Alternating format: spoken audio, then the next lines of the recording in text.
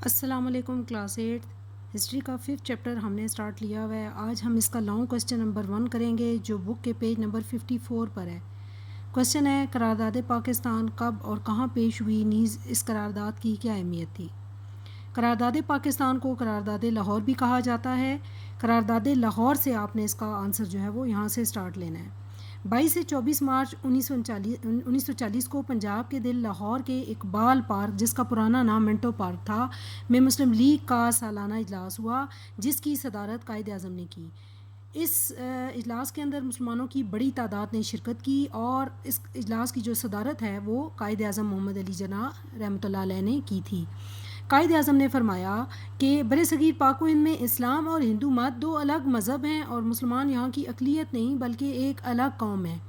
مسلمانوں کا انداز فکر یعنی ان کی سوچ کا انداز، تہذیب اور ثقافت، ان کا کلچر، ان کا رہن سہن کا طریقہ، ان کا تمدن، معاشرت، رسم و رواج، یہ ساری چیزیں بالکل الگ ہیں، لہٰذا انہیں اپنا علاقہ، اپنا وطن اور اپنی ریاست الگ چاہیے تاکہ وہ ایک آزاد اور خود مختار انڈیپینڈنٹ جو قوم ہے اس کی حیثیت سے اپنا تشخص یا اپنی پہچان قائم رکھ سکیں۔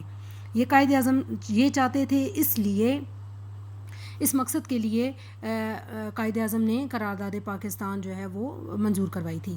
قائد اعظم نے کہا کہ اگر برطانوی حکومت برصغیر کے لوگوں کے لیے واقعی امن اور خوشی چاہتی ہے تو اس کے لیے ایک ہی راستہ ہے، یعنی اگر انگریز چاہتے ہیں کہ برصغیر پاک و ہند میں امن ہو اور یہاں کے عوام خوشی سے رہیں تو اس کے لیے ایک ہی راستہ ہے کہ برصغیر پاک و ہند کو دو آزاد اور خود مختار ریاستوں یا ملکوں میں تقسیم کر دیا جائے۔ انہوں نے واضح کیا کہ مسلمان کوئی ایسا دستور یعنی کوئی ایسا قانون قبول نہیں کریں گے جس سے ہندو اکثریت کی حکومت قائم ہو جائے۔ قائد اعظم کی تقریر کی روشنی میں ایک قرارداد مرتب کی گئی جسے 23 مارچ 1940 کے اجلاس میں شیر بنگال AK فضل الحق نے پیش کیا تھا۔ یعنی قائد اعظم نے جو پہلے سارا بیک گراؤنڈ بتایا کہ ہم کیا چاہتے ہیں اور جو الگ ملک مسلمانوں کے لیے بننا چاہیے اس کی وجہ کیا ہے اور برصغیر پاک و ہند کا امن کس بات میں مضمر ہے۔ جب انہوں نے یہ اپنی بات واضح کر دی تو پھر اس کے بعد ایک قرارداد پیش کی گئی اور وہ 23 مارچ 1940 کے اجلاس میں شیر بنگال AK فضل الحق نے پیش کی۔ تو قرارداد پاکستان پیش کرنے والے کون تھے؟ شیر بنگال AK فضل الحق، جنہوں نے 23 مارچ 1940 کو قرارداد پاکستان پیش کی۔ اجلاس کب ہوا؟ 22 مارچ سے 24 مارچ 1940 کے درمیان 3 دن یعنی 2 دن جو ہے وہ 22، 23 اور 24 3 دن جو ہے وہ اجلاس ہوتا رہا، جبکہ جو قرارداد پیش کرنے والے تھے وہ شیر بنگال فضل الحق تھے جنہوں نے 23 مارچ 1940 کو یہ قرارداد پیش کی تھی۔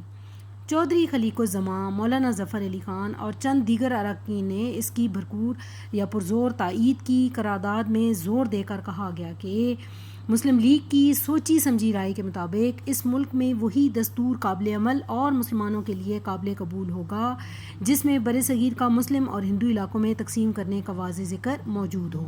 یعنی مسلم لیگ یہ سوچ سمجھ کر یہ فیصلہ کر رہی ہے کہ ہم وہی قانون مانیں گے اور مسلمان ایسے ہی قانون کو قبول کریں گے کہ جس قانون کے مطابق برصغیر کو 2 حصوں میں تقسیم کیا جائے گا، مسلم اور ہندو علاقے الگ کیے جائیں گے۔ اس کی تقسیم اس انداز سے کی جائے کہ برصغیر کا شمال مغرب اور مشرقی حصہ جہاں پہ مسلم اکثریتی علاقے ہیں ان کو ملا کر مسلمانوں کے لیے آزاد اور خود مختار کہتے ہیں انڈیپینڈنٹ کو، انڈیپینڈنٹ ریاست یا ملک قائم ہو جائے۔ یہاں پہ پہلے ریاستوں کا لفظ استعمال ہوا۔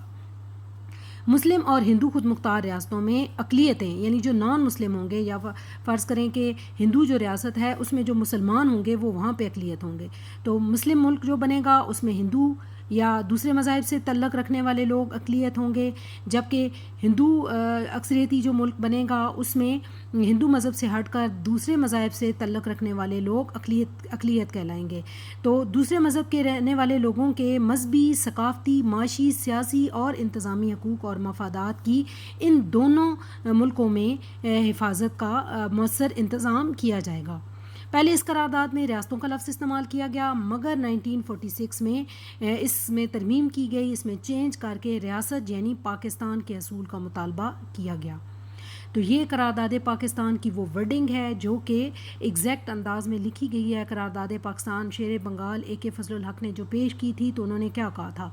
انہوں نے یہ کہا تھا کہ ہم یہ چاہتے ہیں کہ مسلمانوں کے لیے الگ ملک ہو اور مسلمان کسی ایسے قانون کو نہیں مانیں گے، کوئی انگریزوں کا بنایا گیا ایسا قانون کہ جس میں تقسیم کی بات نہ ہو، ہندو اور مسلم اکثریتی علاقوں کو الگ کر کے الگ دو ملک بنانے کی تقسیم کی بات نہیں ہوگی، تو ہم وہ قانون بالکل نہیں مانیں گے۔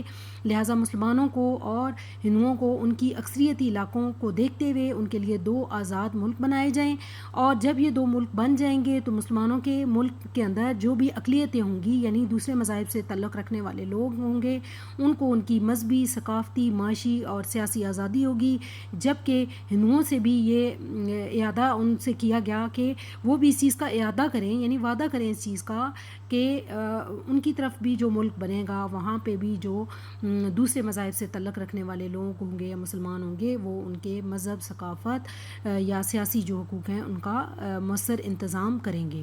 تو پہلے اس قرارداد میں ریاستوں کا لفظ استعمال کیا گیا، بعد میں اس کو تبدیل کر کے ایک ہی ملک یعنی ریاست پاکستان کے اصول کا مطالبہ کیا گیا۔ اب ہم یہ دیکھتے ہیں کہ اس قرارداد کی کیا اہمیت ہے، یہاں سے اس کی اہمیت شروع ہوگی۔ قرارداد لاہور بعد میں قرارداد پاکستان کے نام سے مشہور ہوئی۔ اس قرارداد کے منظور ہونے کے بعد مسلمانوں کی جو سیاسی تحریک تھی وہ ایک نئے دور میں داخل ہوئی۔ مسلم لیگ کے زیر تمام ملک بھر میں اجلاس منعقد ہوئے، مختلف علاقوں میں مسلم لیگ نے اپنے جلسے جلوس منعقد کیے، مسلمانوں کے لیے جو دگانہ ریاست کا مطالبہ کیا گیا۔ کانگریس کا رد عمل اس قرارداد پر شدید تھا، وہ چاہتے تھے کہ مسلمانوں کے لیے علیحدہ ملک قائم نہ ہو۔ اسی طرح جو سکھ جماعت تھی، اکالی دل اور ہندو جماعت کانگریس، انہوں نے پاکستان کے تصور کی بھرپور مخالفت کی۔ اس سے اندازہ ہوتا ہے کہ قرارداد پاکستان کی منظوری سے کانگریس بوکھلا گئی تھی، یعنی پریشان ہو گئی تھی۔ قرارداد پاکستان کی منظوری کے بعد حصول پاکستان کی جدوجہد شروع ہوئی اور یہ 7 سال جاری رہی۔ ہندوؤں اور انگریزوں نے اس کے راستے میں جگہ جگہ رکاوٹیں کھڑی کیں، لیکن مسلمانوں کا ارادہ پکا تھا اور ان کی لگن سچی تھی۔ انہیں اپنے موقف یعنی اپنی بات جو وہ منوانا چاہتے تھے انگریزوں سے، اس کے درست ہونے کا پکا یقین تھا، اس لیے دشمنوں کی چالیں بالآخر ناکام رہیں اور 1940 میں قرارداد پاکستان منظور ہوئی ہے اور 1947 میں پاکستان قیام پاکستان جو ہے وہ یقینی بنایا۔ تو یہ صرف قرارداد پاکستان ہی تھی جس کی وجہ سے مسلمان اپنی منزل کو پانے کے لیے سخت جدوجہد کرنے لگے، اور 7 سال کے عرصے میں مسلمانوں نے اپنا الگ ملک، اپنا الگ وطن پاکستان حاصل کر لیا۔ یہ لانگ کوسچن ہے، لانگ کوسچن نمبر 1، اس کو آپ نے یاد کر لینا ہے۔